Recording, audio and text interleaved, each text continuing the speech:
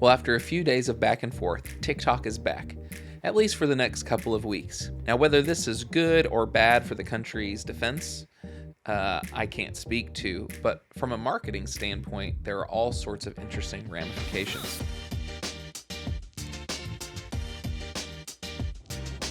The banning of TikTok, even for the short couple hours it was off, led to a lot of weeping and gnashing of teeth on social media. And part of that reason is because a lot of people really enjoy using TikTok because of how good the algorithm is at showing you things that entertain you. But also, there are people's livelihoods that are completely dependent on TikTok to be successful, whether that's a local business or an influencer or people who are selling products that they were able to sell through TikTok. There are people for whom the closing of TikTok was not just a mere inconvenience, but a threat to their very way of life. In a culture that increasingly has a splintering of media habits, TikTok was a powerhouse. Eventually, TikTok will fall by the wayside just because it'll be less popular than it used to be, like Facebook was once the dominant powerhouse and now is more of a middling player.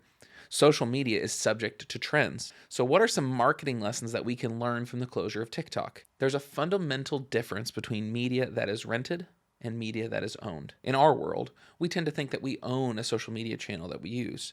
We own our Facebook page or we own our TikTok account, but we really don't. It's rented land. While we are using it for now, the owners of that land can change the terms of the agreement whenever they want to. People are usually worried about a channel's owners decreasing reach and increasing the cost of advertising, or even, depending on the situation, getting kicked off by the platform owner. We've had clients who have broken no rules and get ad accounts and the like restricted. Rented land is not permanent. But now we have an additional factor to consider: whether our government will shut down the platform for some reason. There is not a digital platform we really own.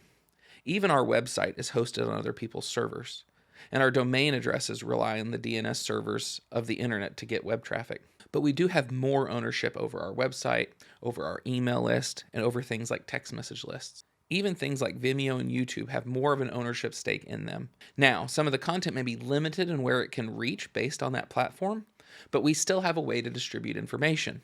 SEO is also extremely volatile, and building a business around that can be very dangerous because ultimately, Google could turn your website off tomorrow. With all of this uncertainty, what should we do about it? The first thing is we prioritize inbound marketing. With inbound marketing, we create ways that we are ready to be found by our target market. Our website is communicative to a certain set of people with a certain set of problems. We instill trust in the website process with branding, real photography, and well-written copy. We also provide value to those coming to the website by sharing information or sharing expertise through free downloads of information that can also help us get contact information for prospects. We also do not put all of our eggs in one basket. A home services company that may be actively investing to 12 to 15 channels of marketing at one time. Partially, that is because attention is splintered in our society towards different platforms, whether that be social media, YouTube, television, radio, etc. But now we have the additional thought process of what happens if the government decides they don't like a platform anymore. A diversification of distribution is more costly, however, it may be a good investment in the future. At the time of writing, TikTok is back for at least a limited period of time, and so if you haven't started thinking about how to diversify your interests across multiple platforms, now is the time.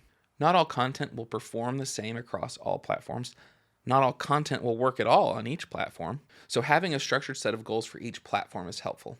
And that's not to say that you should be on every platform. You should be on the platforms that make the most sense for your target market. But if you're only invested in one, our recommendation that would be to start a second one that has a similar demographics or related demographics to help secure your business in the case of an angry service provider or an angry government. Thank you for listening to this episode of the Content Machine podcast. If you have any feedback, shoot me an email at kevin@adelsbergermarketing.com, and we look forward to seeing you on future episodes of the podcast.